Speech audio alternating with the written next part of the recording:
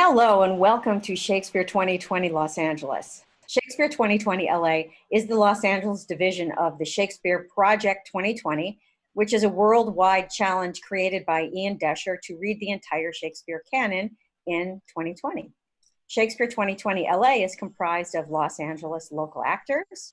We meet as a group to read and workshop the plays as scheduled by the project. We also perform staged readings at local Los Angeles public libraries, which we're really looking forward to resuming when we're all able to gather together again. Today, I'm excited to introduce our players, Jason Rennie, Christopher Carbo, Martin Hillier, Taylor Marr, Ron Dorn, Sasha Venn, Chris Klein, Cameron Prince, Allison Coe, and Megan Wells. Our technical director is Jason Rennie, and I am Mary Carrig. Today we're reading the second half of Shakespeare's Sonnets, starting at Sonnet 81, and we have a special guest coming, appearing midway through the reading, so we're all excited to introduce Ian Doescher, who is the founder of Shakespeare Project. He'll pop in and tell us a little bit about the project, why he began it, and some of his background in his writing. And we'll even get him to read a sonnet or two. And as an inspiration for today's second half of the sonnets, I wanted to do a little plug for Tina Packer and Bella Merlin's latest offering from Shakespeare and Company, my alma mater, called When Action is Eloquence. And I'm going to read a little paragraph here, a quote from one of my mentors, very important teacher for me, Dennis Krosnick, who is one of the founders of Shakespeare and Company.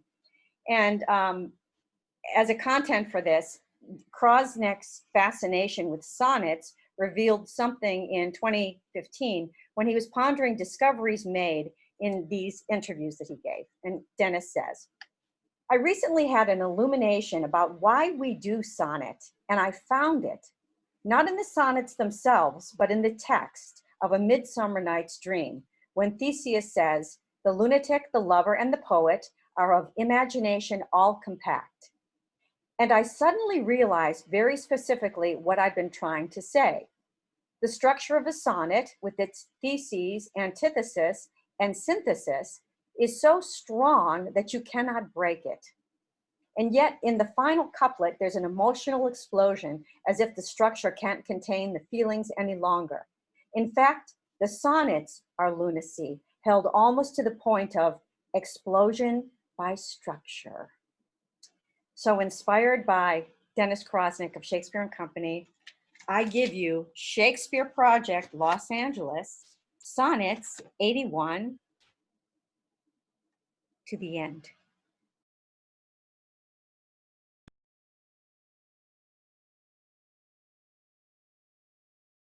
Sonnet 81. Or I shall live your epitaph to make, or you survive when I in earth am rotten, from hence your memory death cannot take, although in me each part will be forgotten. Your name from hence immortal life shall have, though I, once gone, to all the world must die. The earth can yield me but a common grave, when you entombed in men's eyes shall lie. Your monument shall be my gentle verse, which eyes not yet created shall o'erread, and tongues to be your being shall rehearse, when all the breathers of this world are dead. You still shall live, such virtue hath my pen, where breath most breathes, e'en in the mouths of men.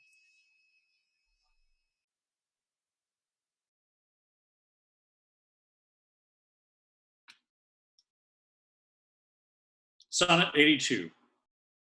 I grant thou wert not married to my muse, and therefore mayest, without a taint or look, the dedicated words which writers use of their fair subject, blessing every book. Thou art as fair in knowledge as in hue, finding thy worth a limit past my praise, and therefore art enforced to seek anew some fresher stamp of the time-bettering days. And do so, love. Yet when they have devised what strained touches rhetoric can lend, Thou truly fair wert truly sympathized in true plain words by thy true telling friend, and their gross painting might be better used where cheeks need blood. In thee it is abused.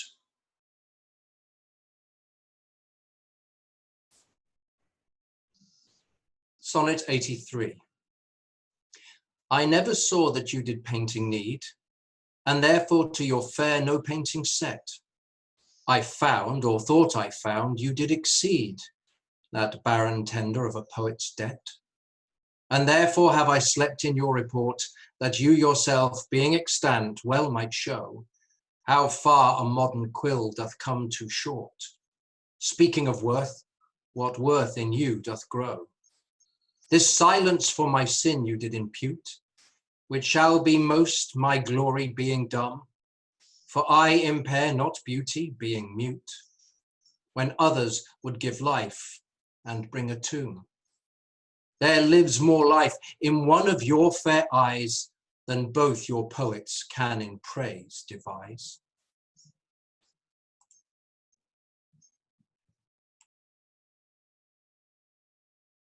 Sonnet 84.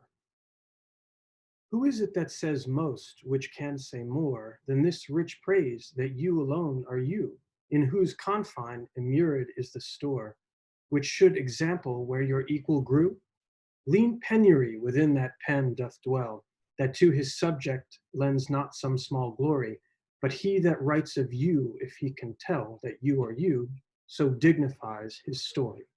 Let him but copy what in you is writ, not making worse what nature made so clear, and such a counterpart shall fame his wit, making his style admired everywhere. You to your beauteous blessings add a curse, being fond on praise, which makes your praises worse.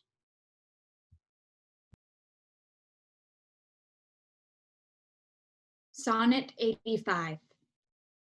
My tongue-tied muse in manners holds her still, while comments of your praise richly compiled reserve their character with golden quill, and precious phrase by all muses filed. I think good thoughts whilst other write good words, and like unlettered clerks still cry amen to every hymn that able spirit affords, in polished form of well-refined pen. Hearing you praised, I say, 'tis so, 'tis true, and to the most of praise add something more. But that is in my thought, whose love to you, though words come hindmost, holds his rank before. Then others for the breath of words respect, me for my dumb thoughts speaking in effect.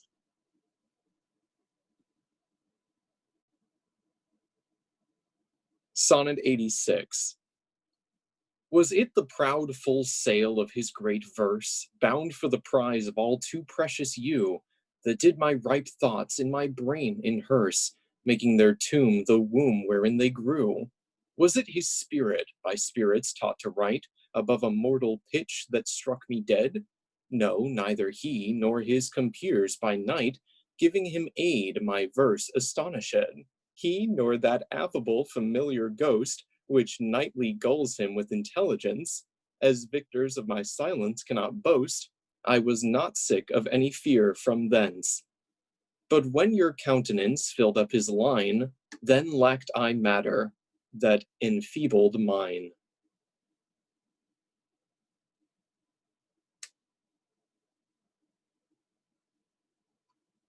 Sonnet 87. Farewell, thou art too dear for my possessing, and like enough thou knowest thy estimate. The charter of thy worth gives thee releasing. My bonds in thee are all determinate. For how do I hold thee but by thy granting? And for thy riches, where is my deserving?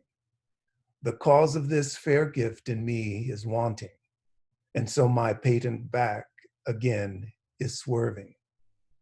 Thyself thou gavest thy own worth, then not knowing, or me to whom thou gavest it, else mistaking. So that great gift upon misprisoning grow, comes home again on better judgment making. Thus I have thee as a dream doth flatter, in sleep a king, but waking no such matter.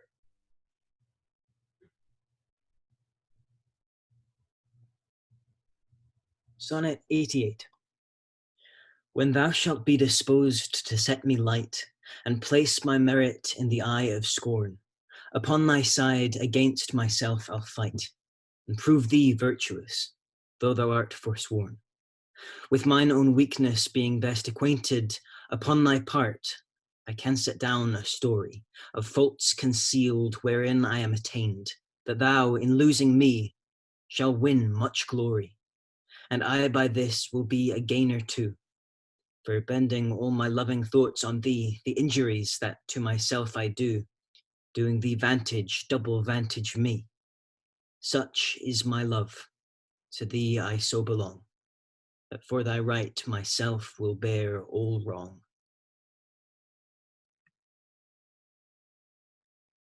Sonnet 89.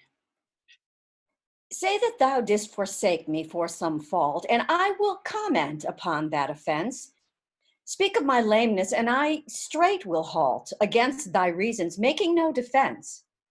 Thou canst not, love, disgrace me half so ill, to set a form upon desired change, as I'll myself disgrace, knowing thy will.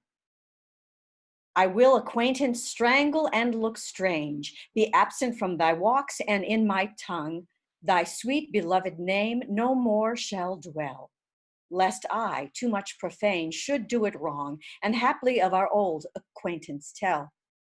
For thee myself I'll vow debate, and I must ne'er love him whom thou dost hate.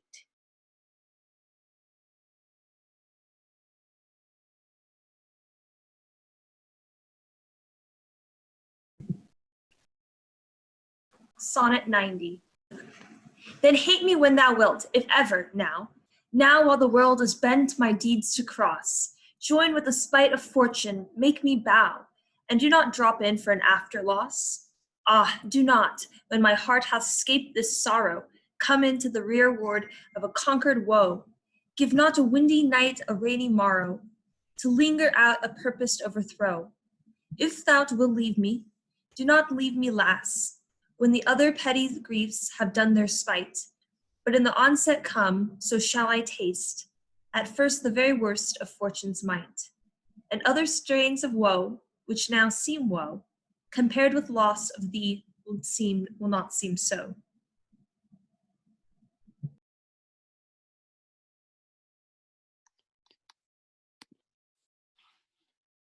Sonnet 91. Some glory in their birth, some in their skill, some in their wealth, some in their body's force, some in their garments, though newfangled ill, some in their hawks and hounds, some in their horse. And every humor hath his adjunct pleasure, whether it finds a joy above the rest. But these particulars are not my measure. All the things I better in one general best. Thy love is better than high birth to me, richer than wealth, prouder than garments cost, of more delight than hawks or horses be. And having thee, of all man's pride I boast, wretched in this alone, that thou mayst take all this away and me most wretched make.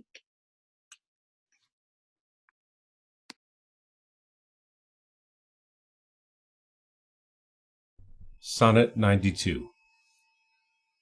But do thy worst to steal thyself away. For term of life thou art assured mine, and life no longer than thy love will stay, for it depends upon that love of thine. Then need I not to fear the worst of wrongs, when in the least of them my life hath end? I see a better state to me belongs, than that which on thy humour doth depend. Thou canst not vex me with inconstant mind, since that my life on thy revolt doth lie. Oh, what a happy title do I find, happy to have thy love, happy to die. But what's so blessed fair that fears no blot? Thou mayst be false, and yet I know it not.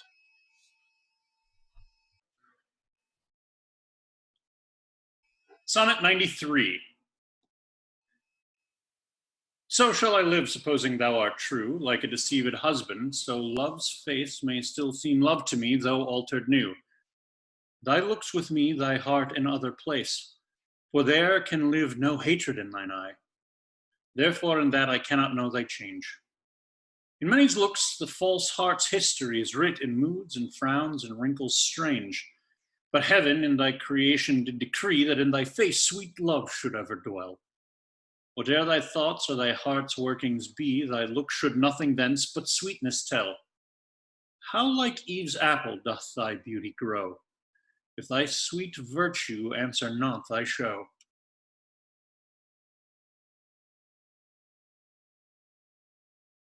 Sonnet 94. They that have power to hurt and will do none, that do not do the thing they most do show, who, moving others, are themselves as stone, unmoved, cold, and to temptation slow, they rightly do inherit heaven's graces, and husband nature's riches from expense. They are the lords and owners of their faces, others but stewards of their excellence. The summer's flower is to the summer sweet, though to itself it only live and die. But if that flower with base infection meet, the basest weed outbraves his dignity. For sweetest thing turn sourest by their deeds, lilies that fester smell far worse than weeds.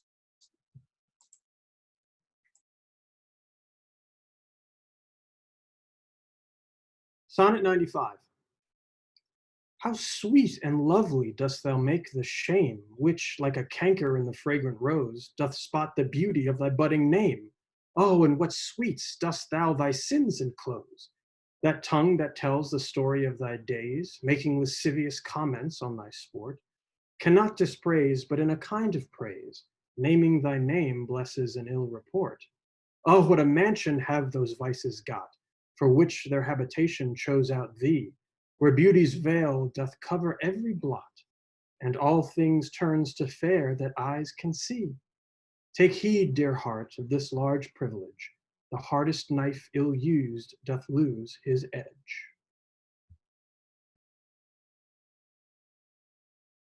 Sonnet 96. Some say thy fault is youth, some wantonness. Some say thy grace is youth in gentle sport. Both grace and faults are loved of more and less. Thou makest false graces that to thee resort.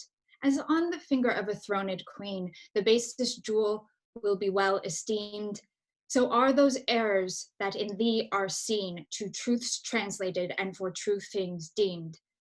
How many lambs might the stern wolf betray, if like a lamb he could his looks translate? How many grazers mightest thou lead away, if thou wouldst use the strength of all thy state?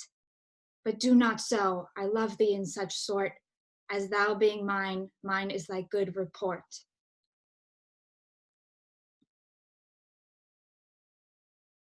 Sonnet 97. How like a winter hath my absence been from thee, the pleasure of the fleeting year! What freezings have I felt, what dark days seen, what old December's bareness everywhere! And yet this time removed was summer's time, the teeming autumn, big with rich increase, bearing the wanton burden of the prime, like widowed wombs after their lord's decease. Yet this abundant issue seemed to me but hope of orphans and unfathered fruit, for summer and his pleasures wait on thee, and thou away, the very birds are mute.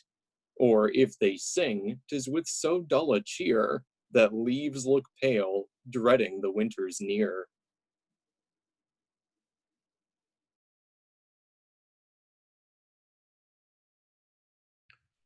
Sonnet 98. From you have I been absent in the spring, when proud-pied April, dressed in all his trim, hath put a spirit of youth in everything. That heavy Saturn laughed and leapt with him. Yet nor the lays of birds, nor the sweet smell of different flowers in odor and in hue could make me any summer's story tell, or from their proud lap pluck them where they grew. Nor did I wonder at the lilies white, nor praise the deep vermilion in the rose. They were but sweet, but figures of delight, drawn after you, you pattern of all those. Yet seemed it winter still, and you away, as with your shadow I with these did play.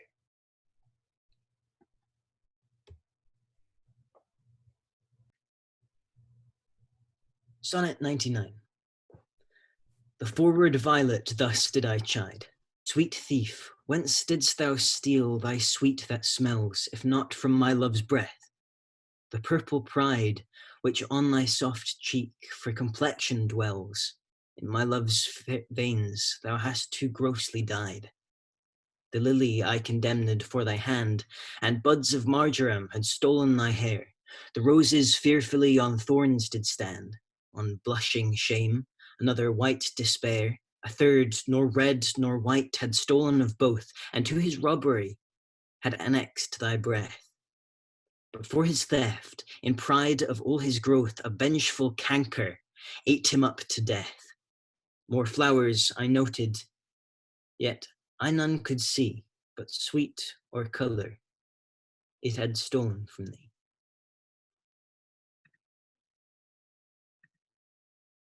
Sonnet 100. Where art thou, Muse, that thou forgetst so long to speak of that which gives thee all thy might? Spend'st thou thy fury on some worthless song, darkening thy power to lend base subjects light? Return, forgetful Muse, and straight redeem in gentle numbers time so idly spent. Sing to the ear that thou doth lays esteem, and give thy pen both skill and argument. Rise, resty Muse, my love's sweet face survey. If time have any wrinkle graven there, if any be a satyr to decay, and make time's spoils despised everywhere. Give my love fame faster than time wastes life, so thou prevents his scythe and crooked knife.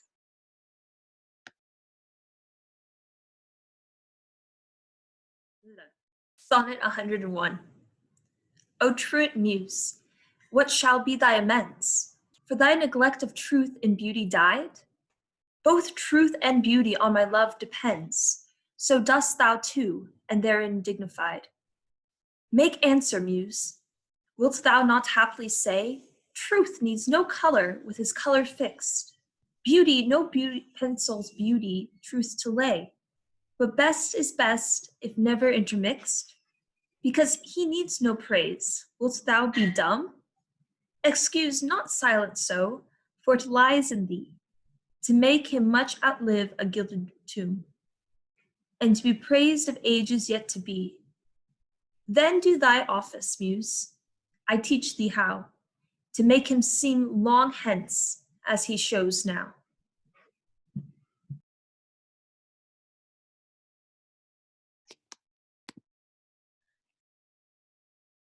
Sonnet 102.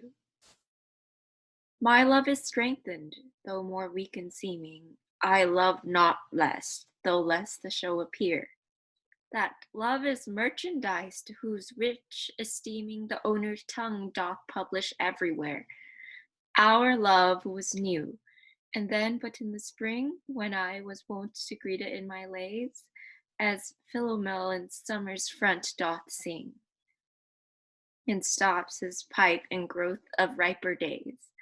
Not that the summer is less pleasant now than when her mournful hymns did hush the night, but that wild music burthens every bow, and sweets grown common lose their dear delight.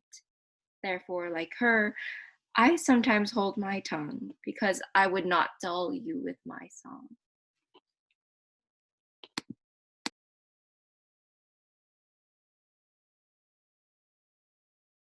Sonnet 103. Alack, what poverty my muse brings forth, that, having such a scope to show her pride, the argument all bare is of more worth than when it hath my added praise beside. Oh, blame me not if I no more can write. Look in your glass, and there appears a face that overgoes my blunt invention quite, dulling my lines and doing me disgrace. Were it not sinful then, striving to mend, to mar the subject that before was well? For to no other pass my verses tend than of your graces and your gifts do tell. And more, much more than in my verse can sit, your own glass shows you when you look in it.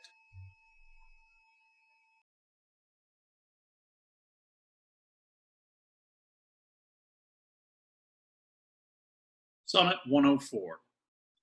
To me, fair friend, you never can be old, for as you were when first your eye I eyed, such seems your beauty still. 3 winters cold have from the forest shook, 3 summers pride, 3 beauteous springs to yellow autumn turned. In process of the seasons have I seen 3 April perfumes and 3 hot Junes burned, since first I saw you fresh, which yet are green. Ah, yet doth beauty, like a dial hand, steal from his figure, and no pace perceived. So your sweet hue, which methinks still doth stand, hath motion, and mine eye may be deceived. For fear of which, hear this, thou age unbred, ere you were born was beauty's summer dead.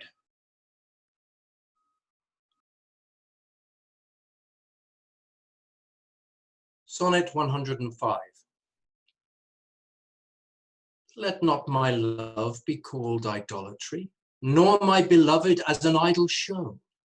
Since all alike my songs and praises be, to one, of one, still such and ever so. Kind is my love today, tomorrow kind, still constant in a wondrous excellence. Therefore my verse a constancy can find, one thing expressing leaves out difference. Fair, kind, and true is all my argument. Fair, kind, and true, varying to other words, and in this change is my invention spent, 3 themes in one, which wondrous scope affords. Fair, kind, and true have often lived alone, which 3 till now never kept seat in one.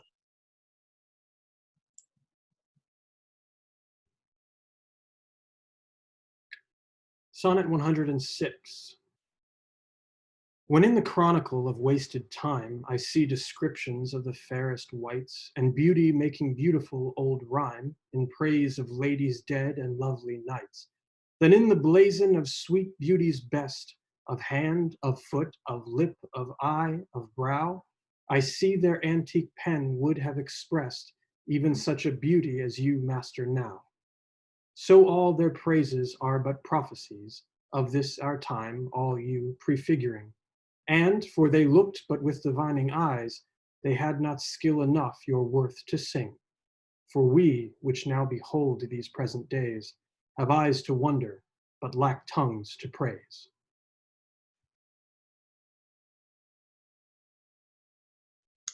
Sonnet 107. Not mine own fears, nor the prophetic soul of the wide world dreaming on things to come, can yet the lease of my true love control, supposed as forfeit to a confined doom. The mortal moon hath her eclipse endured, and the sad augurs mock their own presage.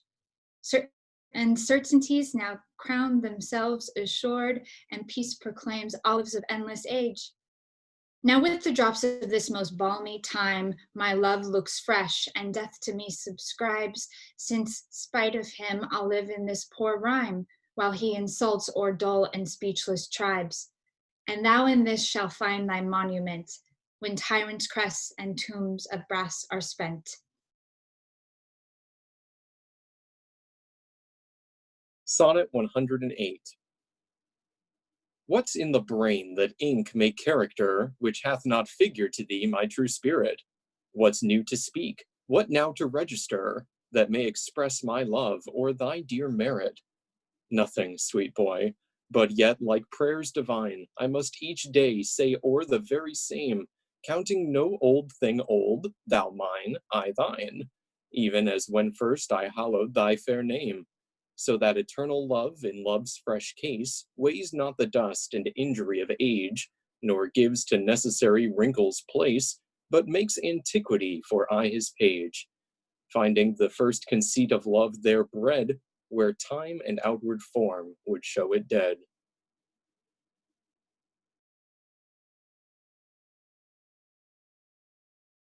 Sonnet 109. Oh, never say that I was false of heart, though absent seemed my flame to qualify. As easy might I from myself depart, as from soul which in thy breast doth lie. This is my home of love, if I have ranged. Like him that travels, I return again, just to the time, not with the time exchanged, so that myself bring water for my stain. Never believe, though in my nature reigned all frailties that besieged all kinds of blood, that it could so preposterously be stained, to leave for nothing all that sum of good. For nothing this wide universe I call, save thou my rose, in it thou art my all.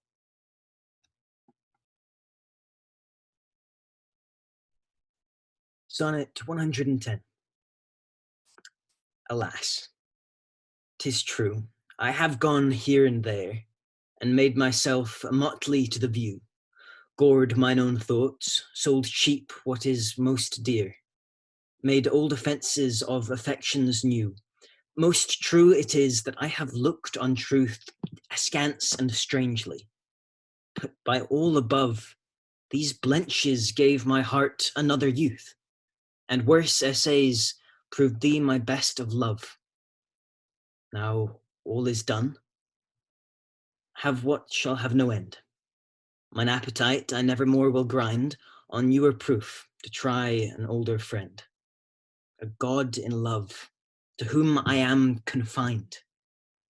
Then give me welcome, next my heaven the best, even to thy pure and most loving breast.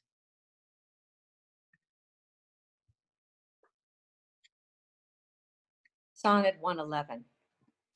Oh, for my sake do you with fortune chide, the guilty goddess of my harmful deeds, that did not better for my life provide that public means which public manners breeds.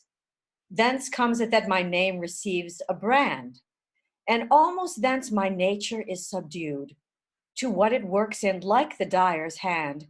Pity me then, and wish I were renewed, whilst like a willing patient I will drink poisons of easel 'gainst my strong infection, no bitterness that I will bitter think, nor double penance to correct correction.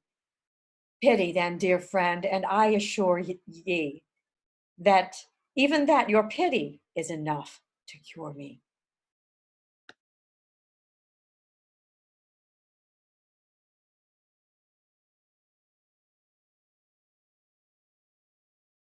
Sonnet 112. Your love and pity doth the impression fill, which vulgar scandal stamped upon my brow. For what care I who calls me well or ill? Sow you o'er green my bad, my good allow? You are my all the world, and I must strive to know my shames and praises from your tongue. None else to me, nor I to none alive, that my steeled sense or changes right or wrong. In so profound abysm I throw all care of others' voices that my adders sense, to critic and to flatterer stopped are. Mark how my neglect I do dispense. You are so strongly in my purpose bred, that all the world besides me thinks are dead.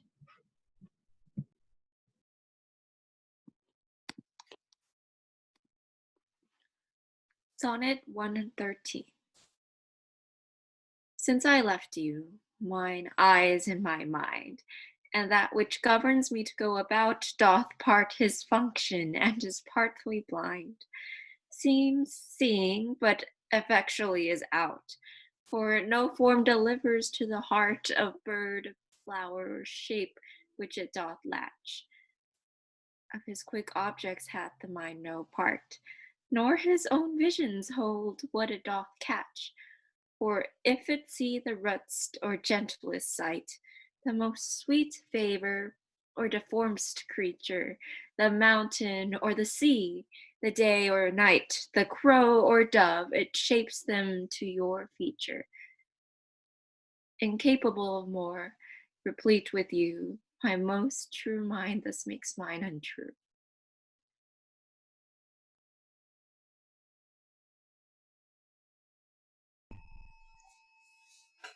Sonnet 114. Or whether doth my mind, being crowned with you, drink up the monarch's plague, this flattery? Or whether shall I say mine eye saith true, and that your love taught it this alchemy? To make of monsters and things indigest such cherubins as your sweet self resemble, creating every bad a perfect best, as fast as objects to his beams assemble. 'Tis the first, 'tis flattery in my seeing, and my great mind most kingly drinks it up. Mine eye well knows what with his gust is agreeing, and to his palate doth prepare the cup. If it be poisoned, 'tis the lesser sin that mine eye loves it, and doth first begin.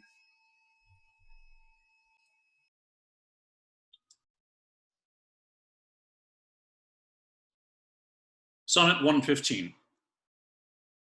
Those lines that I before have writ do lie, even those that said I could not love you dearer.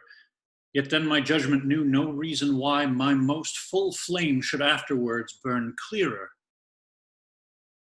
But reckoning time, whose millioned accidents creep in twixt vows and change decrees of kings, tan sacred beauty, blunt the sharpest intent, divert strong minds to the course of altering things.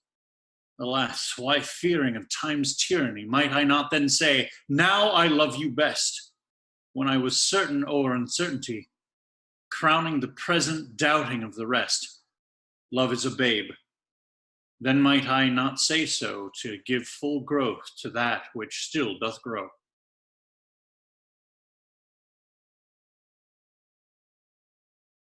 Sonnet 116. Let me not to the marriage of true minds admit impediments. Love is not love, which alters when it alteration finds, or bends with the remover to remove. Oh no, it is an ever fixed mark that looks on tempests and is never shaken. It is the star to every wandering bark, whose worth's unknown, although his height be taken. Love's not time's fool, though rosy lips and cheeks within his bending sickle's compass calm. Love alters not with his brief hours and weeks, but bears it out even to the edge of doom. If this be error, and upon me proved, I never writ, nor no man ever loved.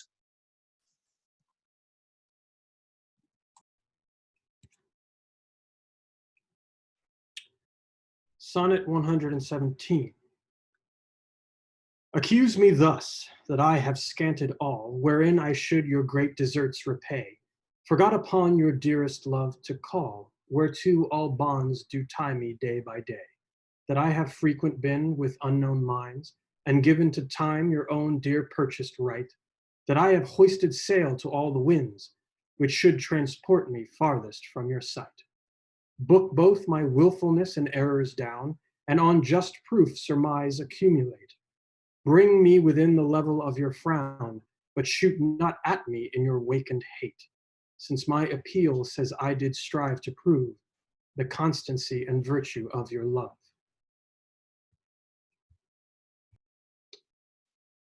Sonnet 118. Like as to make our appetites more keen, with eager compounds we our palate urge, as to prevent our maladies unseen, we sicken to shun sickness when we purge. E'en so, being full of your near cloying sweetness, to bitter sauces did I frame my feeding, and sick of welfare found a kind of meekness, to be diseased ere that there was true needing. Thus policy and love, to anticipate the ills that were not, grew to faults assured, and brought to medicine a healthful state, which rank of goodness would by ill be cured. But thence I learn and find the lesson true, drugs poison him that so fell sick of you.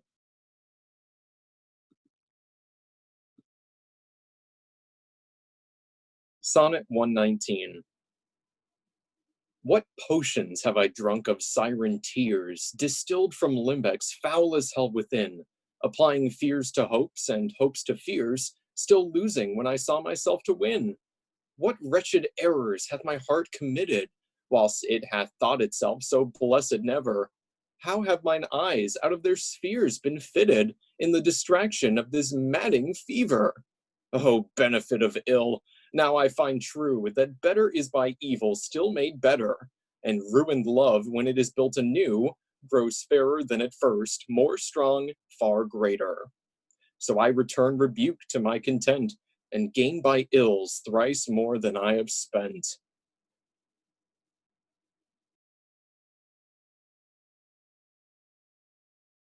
Sonnet 120.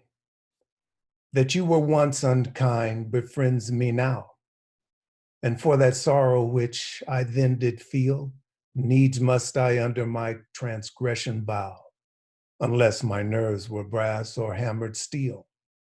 For if you were by my unkindness shaken, as I by yours, you've passed a hell of time. And I, a tyrant, have no leisure taken to weigh how once I suffered in your crime. Oh, that our night of woe might have remembered my deepest sense, how hard true sorrow hits, and soon to you, as you to me then tendered, the humble salve which wounded bosoms fit.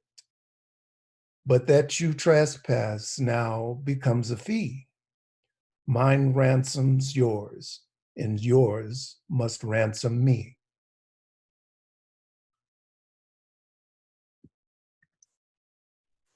Sonnet 121. 'Tis better to be vile than vile esteemed, when not to be receives reproach of being, and the just pleasure lost which is so deemed not by our feeling but by others' seeing. For why should others, false adulterate eyes, give salutation to my sportive blood? Or on my frailties why are frailer spies, which in their wills count bad what I think good?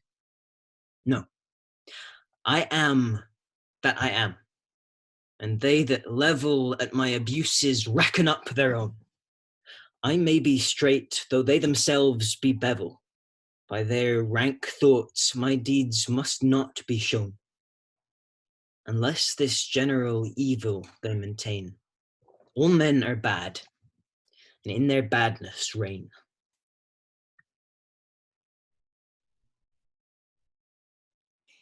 Sonnet 122.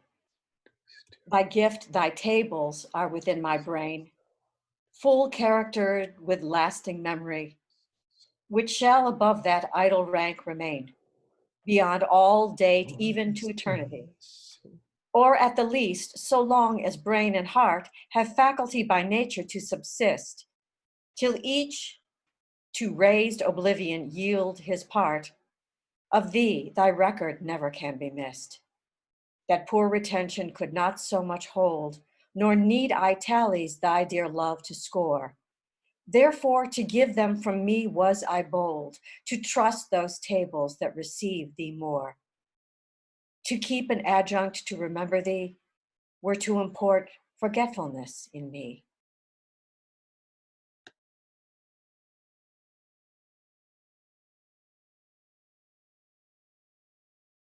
Sonnet 123. No time, thou shalt not boast that I do change. Thy pyramids built up were newer might, to me are nothing novel, nothing strange. They are but dressings of a former sight. Our dates are brief, and therefore we admire what thou dost foist upon us that is old, and rather make them born to our desire, than think we before we heard them told. Thy registers and thy I both defy, not wandering at the present nor the past. For thy records and what we see doth lie, made more or less by thy continual haste. This I do vow, and this shall ever be. I will be true, despite thy scythe in thee.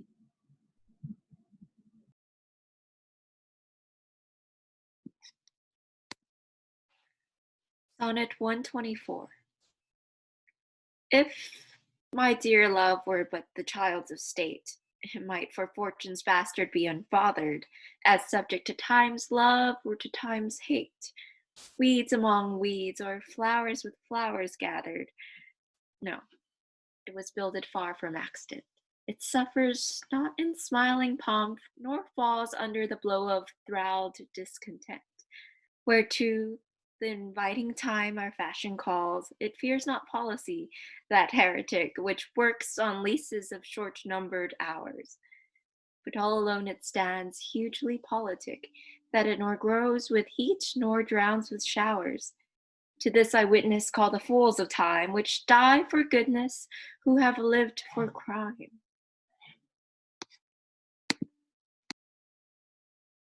We would like to welcome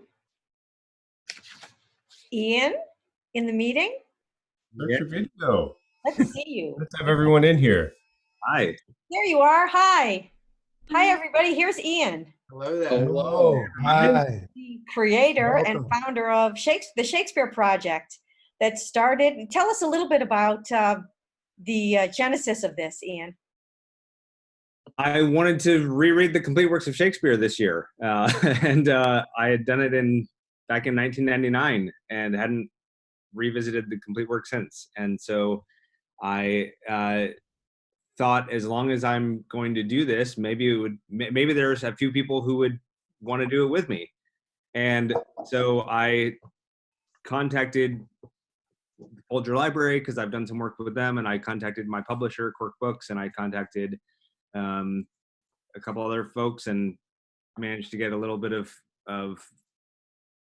energy behind it, and really hoped that like 100 people might join me in doing this, and it's turned out to be more than that by a long shot. So it's been really fun, and I think it's so great that there's this like breakoff group in LA that is doing it and having a more intimate experience of it. I think that's fantastic. Yeah, I mean, it's fantastic. As soon as I saw it, I immediately wanted to jump onto it, and I have all these. I'll introduce you to everyone. Jason Rennie. Jason, tell a little bit about your relationship with the Kingsmen. I'm an actor, director, fight choreographer, and associate artistic director for Kingsman Shakespeare in Thousand Oaks, California. And we had to cancel our season this year as well. So all of a sudden, this kind of thing that we're involved in right now is an examination and exploration into what else we can put forth. And I was really hoping to work with Mary's group since the beginning of the year, but had a couple of things going on, and all of a sudden it all landed in this pot. So And Jason is our technical wizard. He was also our fight choreographer for Conejo Valley Shakespeare Society, which was our youth Shakespeare company that we had up until 2009. And we have some alum of that group here. Chris Klein, would you like to say hello? Hello, I'm Chris Klein. I love your books. I'm a huge fan. Thank you. Thank you so much.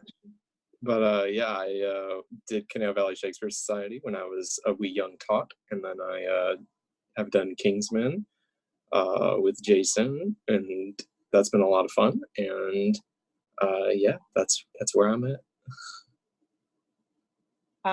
Megan Wells. Yeah, I did the Shakespeare when I was younger as well. Kind of stopped acting or anything in Shakespeare for a while. Just some bad experiences that made me not even want to even touch Shakespeare. And so it was kind of fun to come back and join us. And Mary's amazing. I don't know how much you know Mary, but she's just a spectacular person and just so good at knowing all the Shakespeare stuff. There's no one I'd rather like be interested and go back into Shakespeare with than Mary. Oh. These are my kids that are all grown up now, graduated from college. And Cameron, why don't you tell your history? I did Shakespeare with Mary at CVSS. I started 10 years ago when I was 8, and I continued doing that until I think I was like 13 or 14, and then I moved away and I did Shakespeare and acting and stuff all through high school. Yeah. We did some long distance rehearsing, right? When we did Hamlet. Martin Hillier. Hello there. In his Elizabethan garden. There you go. Yeah, appropriate. I met Mary at church. I trained at Webber Douglas in London. Done Shakespeare with Giles Block, Judith Jick, and Patrick Tucker. And so just love the opportunity. Mary's enthusiasm is contagious, and it's been a joy to be part of this. Sasha Van. Hi, so glad you could join us. I know Mary from the theater world, fan of studying Shakespeare, been in a few productions, and really glad to have the opportunity to condense all his work in 1 year again. So I'm an actor. Great, Allison Coe. Hi, I'm Allison. I'm a senior in high school. And I started acting about a year ago, and I used to hate Shakespeare, like I would just never touch it, but like that's changed. And I had this really great acting teacher that spent a year in England, and he kind of like got to have this really intense experience with it, and he shared it with me, and I really started getting into Shakespeare this year, so I'd love to read it all. Nice. I'm sorry about your senior year. Oh, Yeah. it's fine. I'm over it. Yeah. Christopher Carbo. Hello. I met Mary doing Hamlet 4 years ago now at a small company in North Hollywood. It was strange. I played Macduff in college, and then I went through a bit of a drought. I auditioned for Chicago Shakes while I was living there, and a variety of other places, and I didn't realize that I had to move to LA to do more Shakespeare than I had in my entire life. So I had some phenomenal experiences over the last 11 years or so with a variety of companies. Yes, and I'm excited to be a part of this group and go through all of them, because I'd done the lazy actor thing of I've read the plays that I've been in and a handful of others, but definitely not all of them. Great. Ron Dorn. Hi, Ian. Glad you could join us. I met Mary in the late 90s, and we stayed doing a play, and we stayed friends ever since. I did 2 plays with Tony Tanner. I don't know if you know him. Directed 2 plays, and then I always was hearing about Mary's exploits with Shakespeare and Company, and she extended an opportunity for us all to get together, and we started reading before the COVID explosion. And we expanded it, using technology, and to keep it going. That's great. And Taylor Marr. I'm Taylor. I met Mary at the same theater with Christopher Carbo, and been doing Shakespeare. There's my cat. for about 5 years now, and I'm very happy to be a part of this. I just thought this would be a great opportunity to also lazy actor, only read the plays I've been in, and I love Shakespeare, and this just seems like a great opportunity to just read it all and get familiar with all of it.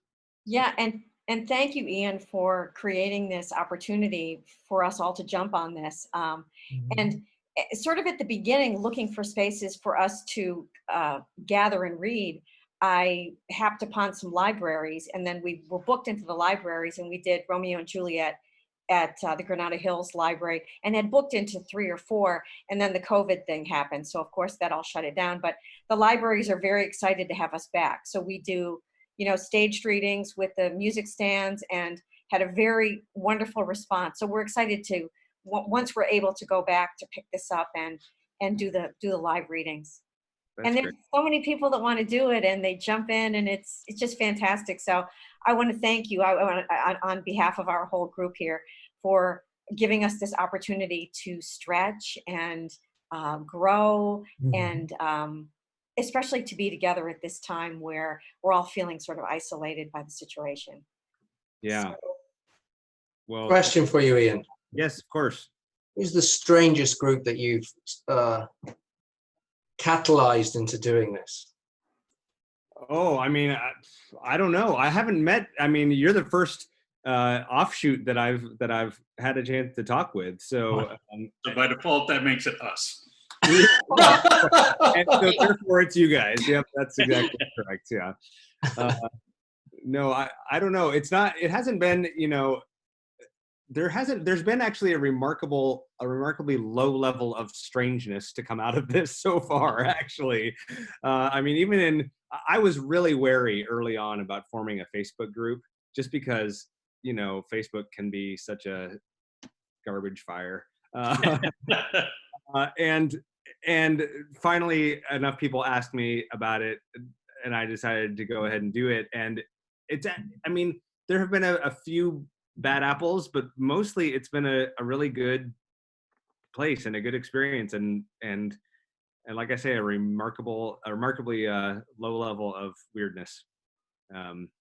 So Dang. you put wonderful resources out week to week, and we share that with the group, and it's great. I mean, this really got us off our duffs to read the canon, because I think that's people who love Shakespeare, that's always kind of your goal, but it is you go, where do I start? And here we're almost halfway through. So we're excited, and we're on the mark here to finish the half of the sonnets, and then Sunday we'll start on Othello. So we're super excited to do that. And Jason is, using all of his wizardry and putting these up on a YouTube page. So cool. It's all pretty cool. I'm just real excited to have you guys here. So we're at 125. Ian, I wanted to invite you. Would you like to read a few, or would you like to jump in the rotation? Sure. Let me grab my book. Okay. I should have. Of course, I didn't come prepared. And I'll be right back. Yeah. So let's see. I think we're at Jason, right? At 125. I think you were up next. Yeah, that's next. And don't forget to I want to do some screenshots of this so we can. Dude, you just turned into a lady in a hoodie. No, I turned into a 14-year-old teenager in a hoodie. Okay. Yeah. My son Graham. I would say we should probably give Ian one that's like a 2 or 3 down the line, so it's not jumping in cold. Well, I could have you, if you want to wait. We're starting at the top of the rotation, which is Jason, and Allison is last in the rotation. So if you want to, Allison is reading 135. So maybe if you want to jump in on 136, and then we'll just keep you in the rotation. So you'll just follow Allison.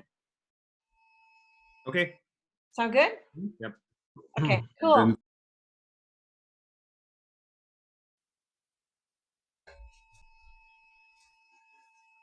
Sonnet 125. Were it aught to me, I bore the canopy with my extern the outward honoring, or laid great bases for eternity, which proves more short than waste or ruining. Have I not seen dwellers on form and favor lose all and more by paying too much rent, for compound sweet foregoing simple savor, pitiful thrivers in their gazing spent? No, let me be obsequious in thy heart, and take thou my oblation, poor but free, which is not mixed with seconds, knows no art but mutual render, only me for thee. Hence, a suborned informer, a true soul when most impeached, stands least in thy control.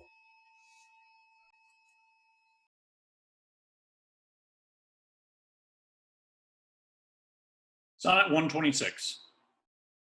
O thou, my lovely boy, who in thy power dost hold time's fickle glass, his sickle hour, who hast by waning grown, and therein show'st thy lover's withering as thy sweet self growest. If nature, sovereign mistress over wrack, as thou goest onward still will pluck thee back, she keeps thee to this purpose, that her skill may time disgrace, and wretched minutes kill. Yet fear her, O thou minion of her pleasure, she may detain, but not still keep her treasure. Her audit, though delayed, answered must be, and her quietus is to render thee.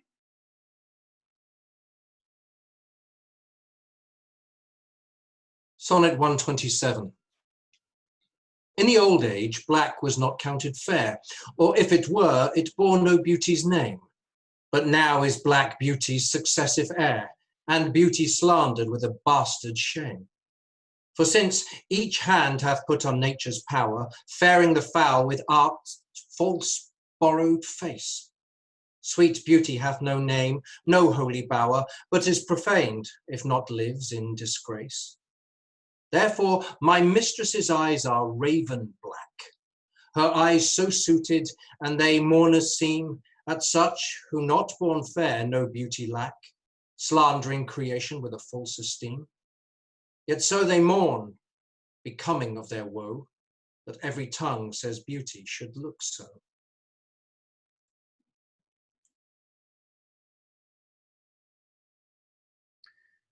Sonnet 128. How oft when thou my music placed upon that blessed wood whose motion sounds, with thy sweet fingers when thou gently sway'st the wiry concord that mine ear confounds, do I envy those jacks that nimble leap to kiss the tender inward of thy hand, whilst my poor lips, which should that harvest reap, at the wood's boldness by thee blushing stand. To be so tickled they would change their state and situation with those dancing chips, o'er whom thy fingers walk with gentle gait, making dead wood more blessed than living lips. Since saucy jacks so happy are in this, give them thy fingers, me thy lips to kiss.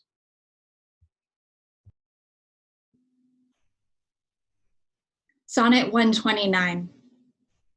The expensive spirit in a waste of shame is lust in action, and till action lust is perjured, murderous, bloody, full of blame, savage, extreme, rude, cruel, not to trust, enjoyed no sooner but despised straight, past reason hunted and no sooner had, past reason hated as a swallowed bait, on purpose laid to make the taker mad.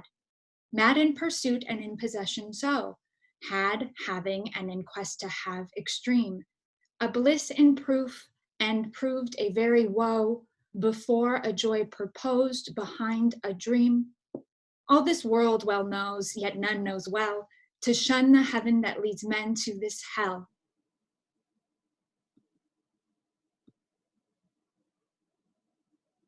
Sonnet 130. My mistress' eyes are nothing like the sun. Coral is far more red than her lips red. If snow be white, why then her breasts are dun. If hairs be wires, black wires grow on her head. I have seen roses damasked, red and white, but no such roses see I in her cheeks. And in some perfumes is there more delight than in the breath that from my mistress reeks. I love to hear her speak, yet well I know that music hath a far more pleasing sound. I grant I never saw a goddess go. My mistress, when she walks, treads on the ground. Yet by heaven, I think my love as rare as any she belied with false compare.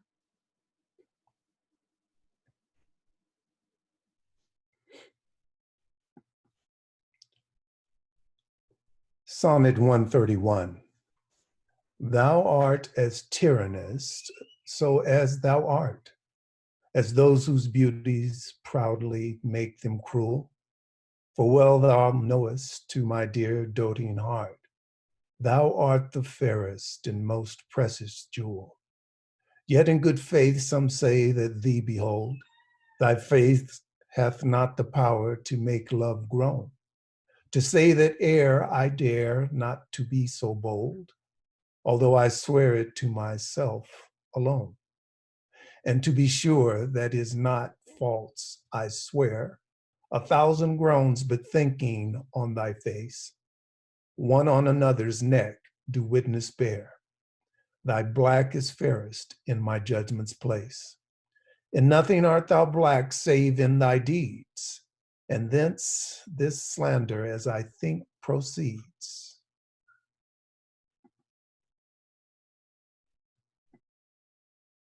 Sonnet 132. Thine eyes I love, and they as pitying me, knowing thy heart torment me with disdain, have put on black and loving mourners be, looking with pretty ruth upon my pain. And truly not the morning sun of heaven better becomes the grey cheeks of the east, nor that full star that ushers in the even doth half that glory to the sober west, as those two morning eyes become thy face. Oh, let it then as well beseem thy heart to mourn for me, since mourning doth thee grace, and suit thy pity like in every part. Then I will swear beauty herself is black, and all they foul that thy complexion lack.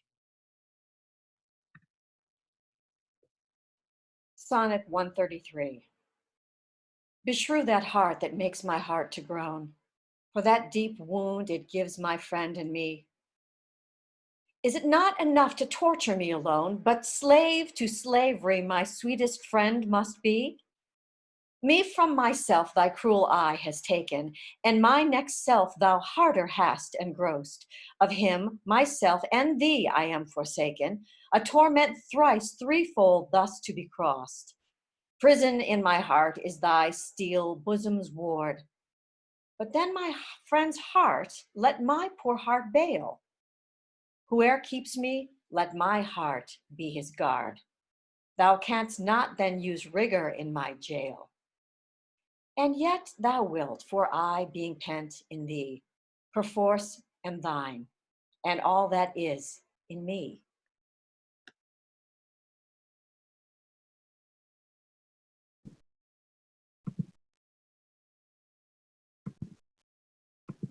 Sonnet 134. So now I have confessed that he is thine, and I myself am mortgaged to thy will. Myself I'll forfeit, so that other mine, thou wilt restore to be my comfort still. But thou wilt not, nor he will not be free, for thou art covetous, and he is kind. He learned but surely like to write for me, under that bond that him as fast doth bind. The statute of thy beauty thou wilt take, that will usurp that puts forth all to use, and sue a friend came debtor for my sake. So him I lose through my unkind abuse. Him have I lost. Thou hast both him and me. He pays the whole, and yet I am not free.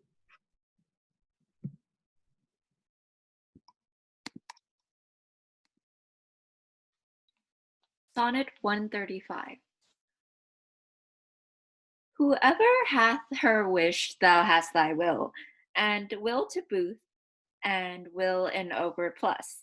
And more than enough am I that vex thee still, to thy sweet will making addition thus. Wilt thou, whose will is large and spacious, not once vouchsafe to hide my will in thine? Shall will in others seem right gracious, and in my will no fair acceptance shine? The sea, all water, yet receives rain still, and in abundance addeth to his store. So thou, being rich in will, add to thy will one will of mine, to make thy large will more. Let no unkind, no fair beseechers kill. Think all but one and me in that one will.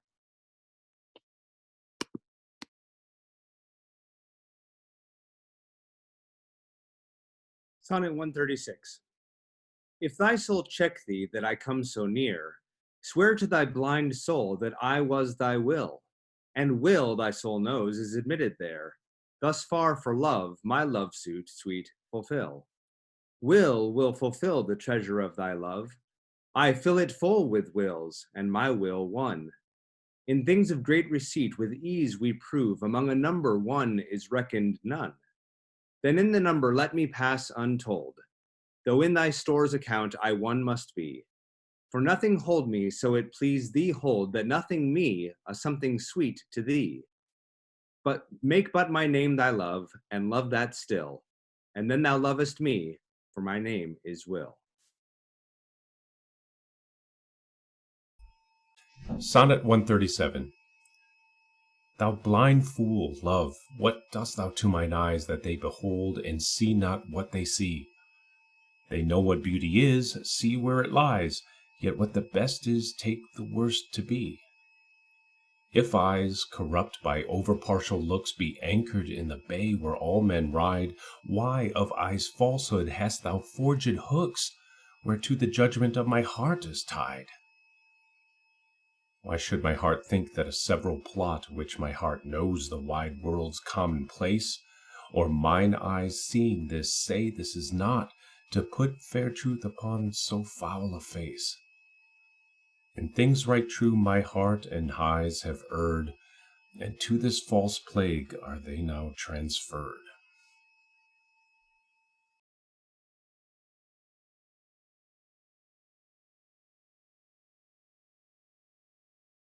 Sonnet 138. When my love swears that she is made of truth, I do believe her, though I know she lies. That she might think me some untutored youth, unlearned in the world's false subtleties. Thus, vainly thinking that she thinks me young, although she knows my days are past the best, simply I credit her false speaking tongue. On both sides thus is simple truth suppressed. But wherefore says she not she is unjust? And wherefore say not I that I am old? Oh, love's best habit is in seeming trust, and age in love loves not to have years told.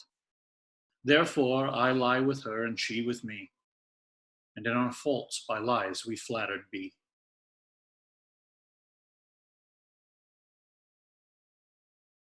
Sonnet 139.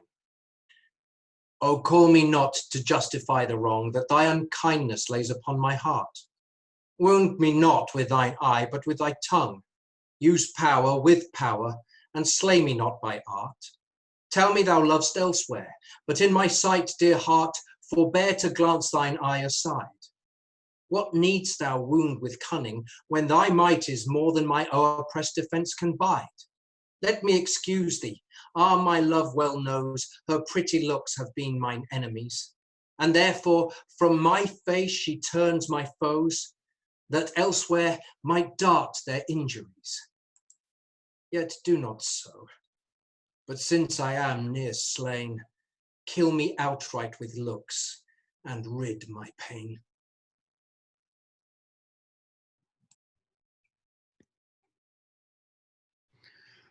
Sonnet 140.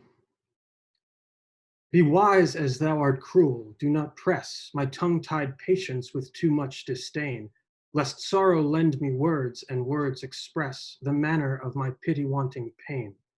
If I might teach thee wit, better it were, though not to love, yet love, to tell me so, as testy sick men when their deaths be near, no news but health from their physicians know. For if I should despair, I should grow mad, and in my madness might speak ill of thee. Now this ill-resting world is grown so bad, mad slanderers by mad ears believe it be. That I may not be so, nor thou belied, bear thine eyes straight, though thy proud heart go wide.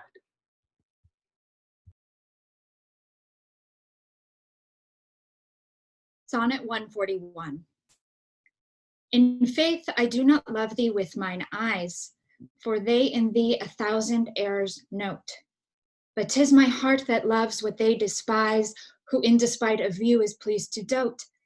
Nor are mine ears with thy tongue's tune delighted, nor tender feeling to base touches prone, nor taste, nor smell, desire to be invited to any sensual feast with thee alone. But my 5 wits, nor my 5 senses can dissuade one foolish heart from serving thee, who leaves unswayed the likeness of a man, thy proud heart's slave and vassal wretch to be. Only my plague thus far I count my gain, that she that makes me sin awards me pain.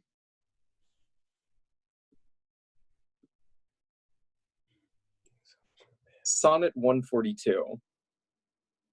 Love is my sin, and thy dear virtue hate. Hate of my sin, grounded on sinful loving. Oh, but with mine compare thou thine own state, and thou shalt find it merits not reproving.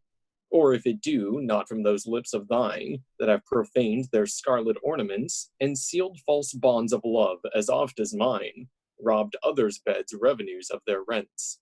Be it lawful I love thee, as thou lovest those, whom thine eyes woo as mine importune thee. Root pity in thy heart, that when it grows, thy pity may deserve to pitied be. If thou dost seek to have what thou dost hide, by self-example mayst thou be denied.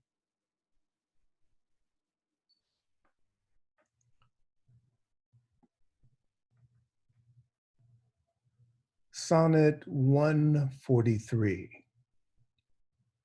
Low as a careful hushwife runs to catch one of her feathered creatures broke away, sets down her babe and makes all swift dispatch in pursuit of the thing she would have stay, whilst her neglected child holds her in chase, cries to catch her whose busy care is bent to follow that which flies before her face.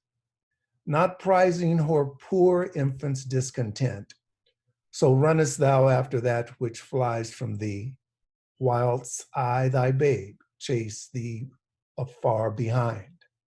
But if thou catch thy hope, turn back to me, and play the mother's part, kiss me, be kind.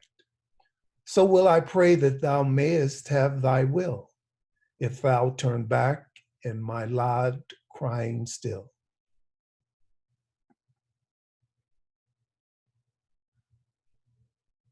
Sonnet 144. 2 loves I have, of comfort and despair, which like 2 spirits do suggest me still. The better angel is a man right fair, the worser spirit a woman coloured ill. To win me soon to hell, my female evil tempteth my better angel from my side, and would corrupt my saint to be a devil, wooing his purity with her foul pride. And whether that my angel be turned fiend, suspect I may, yet not directly tell. But being both from me, both to each friend, I guess one angel in another's hell. Yet this shall I ne'er know, but live in doubt, till my bad angel fire my good one out.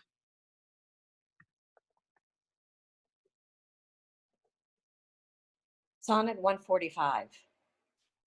Those lips that love's own hand did make breathed forth the sound that said, I hate, to me that languished for her sake.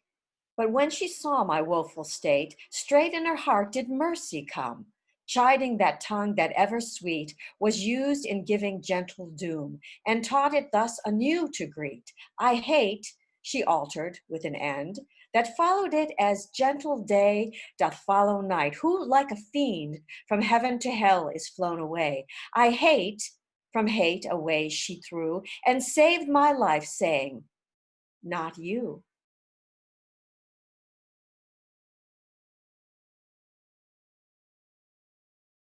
Sonnet 146. Poor soul, the center of my sinful earth, pressed with these rebel powers that thee array, why dost thou pine within and suffer death, painting thy outward walls so costly gay? Why so large cost, having so short a lease?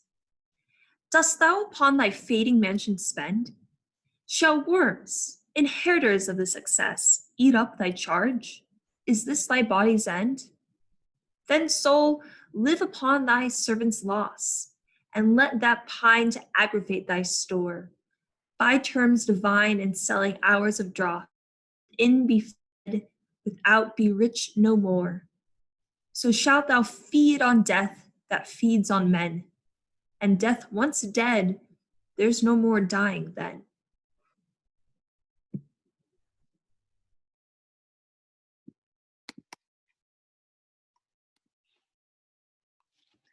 Sonnet 147.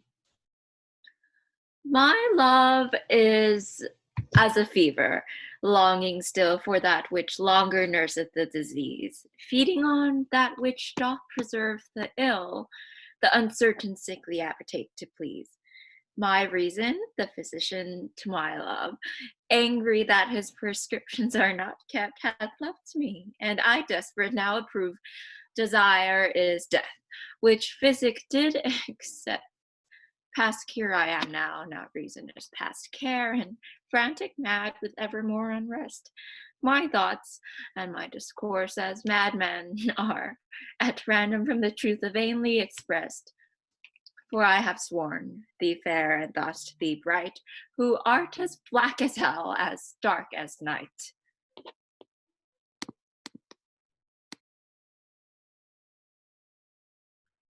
Sonnet 148. O me, what eyes hath love put in my head, which have no correspondence with true sight?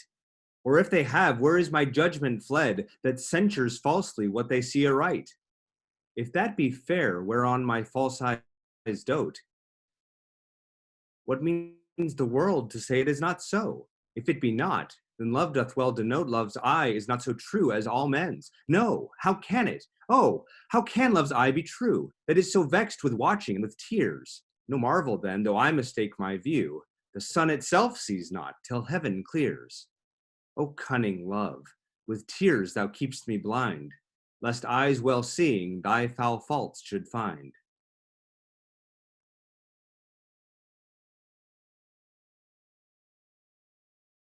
Sonnet 149. Canst thou, O cruel, say I love thee not, when I against myself with thee partake? Do I not think on thee when I forgot am of myself all tyrant for thy sake? Who hateth thee that I do call my friend? On whom frown'st thou that I do fawn upon? Nay, if thou lour'st on me, do I not spend revenge upon myself with present moan? What merit do I in my self-respect that is so proud thy service to despise, when all my best doth worship thy defect, commanded by the motion of thine eyes? But love, hate on, for now I know thy mind.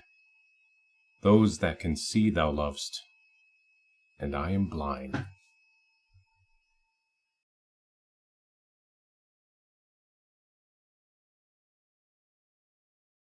Sonnet 150. Oh, from what power hast thou this powerful might with insufficiency my heart to sway, to make me give the lie to my true sight, and swear that brightness doth not grace the day? Whence hast thou this becoming of things ill, that in the very refuse of thy deeds there is such strength and warrantise of skill, that in my mind thy worst all best exceeds? Who taught thee how to make me love thee more? The more I hear and see, just cause of hate. Oh, though I love what others do abhor, with others thou shouldst not abhor my state. If thy unworthiness raised love in me, more worthy I to be beloved of thee. Sonnet 151. Love is too young to know what conscience is, yet who knows not conscience is born of love? Then, gentle cheater, urge not my amiss, lest guilty of my faults thy sweet self prove. For thou betraying me, I do betray my nobler part to my gross body's treason. My soul doth tell my body that he may triumph in love. Flesh stays no farther reason, but rising at thy name doth point out thee as his triumphant prize. Proud of this pride, he is contented thy poor drudge to be, to stand in thy affairs, fall by thy side. No want of conscience hold it that I call her love, for whose dear love I rise and fall.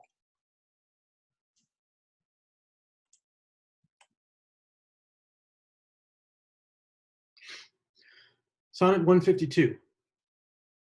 In loving thee, thou know'st I am forsworn, but thou art twice forsworn, to me love swearing. In act thy bed vow broke, and new faith torn, in vowing new hate after new love bearing. But why of two oaths breach do I accuse thee, when I break 20? I am perjured most, for all my vows are oaths but to misuse thee, and all my honest faith in thee is lost. For I have sworn deep oaths of thy deep kindness, oaths of thy love, thy truth, thy constancy, and to enlighten thee gave eyes to blindness, or made them swear against the thing they see.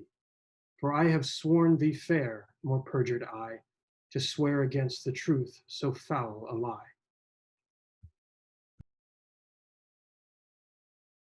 Sonnet 153. Cupid laid by his brand and fell asleep. A maid of Dian's this advantage found, and his love kindling fire did quickly steep in a cold valley fountain of that ground, which borrowed from this holy fire of love a dateless, lively heat still to endure, and grew a seething bath, which yet men prove against strange maladies a sovereign cure. But at my mistress' eye love's brand new fired, the boy for trial needs would touch my breast. I, sick with all the help of bath desired, and thither hied a sad distempered guest, but found no cure. The bath for my help lies, where Cupid got new fire, my mistress' eyes.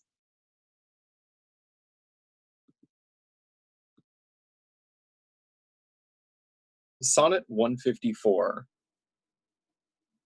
The little love god, lying once asleep, laid by his side his hard and flaming brand, whilst many nymphs that vowed chaste life to keep came tripping by, but in her maiden hand the fairest votary did take up that fire, which many legions of true hearts had warmed, and so the general of hot desire was sleeping by a virgin hand disarmed.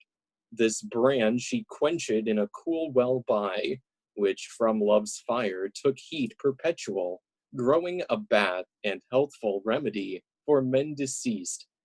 But I, my mistress thrall, came there for cure, and this by that I prove, love's fire heats water, water cools not love. Lovely. Let's have everybody back. Well done, Ian. Fantastic. Jumped right in there. Yay, yay. Is there anything you'd like to tell us about your coming attractions, what you're working on?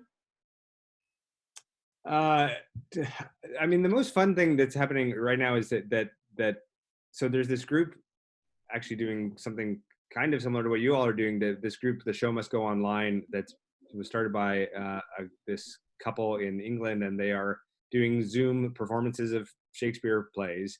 Mm-hmm. And starting this past Monday and for the next 3 weeks on Mondays, they're doing scenes from some of my books. So we did Star Wars on Monday. We're doing that's fantastic. Clueless this coming Monday, and then Back to the Future and Mean Girls also on subsequent Mondays. So they are super creative in how they come up with things. They'll have, if somebody's handing somebody a prop, right, they'll put it to the top of the screen, and the other person will grab it and pull it back, and so they really think very cleverly about this medium of Zoom that we all are experiencing these days. So I highly recommend their Shakespeare performances, which are on Wednesdays, and are really well done. And then, like I said, these next 3 weeks they're doing some excerpts from my books, which is also, it's fun for me anyway. So. Yeah, that's cool. Very cool. Full disclosure, I stole this entire thing from Rob Miles in that group. Only steal the good stuff. That's right. Right? Well, excellent. Thank you so much, Ian, for jumping in and being a part of this week. Sunday, we're going to jump into Othello at 3 p.m. So we're excited to chew on that. And again, on behalf of myself and the whole group, thank you so much for creating this platform for us to grow and work together as artists. Well, believe me, it's my pleasure. And thank you all so much for having me on tonight. This was fun. Very good. Great. Cheers. So we'll log off and we'll see you next time. This Yep. will be up on YouTube at some point. So we'll send you the link to that. Awesome. Great. Thanks. Thanks, Ian. Thanks, everybody. Good night.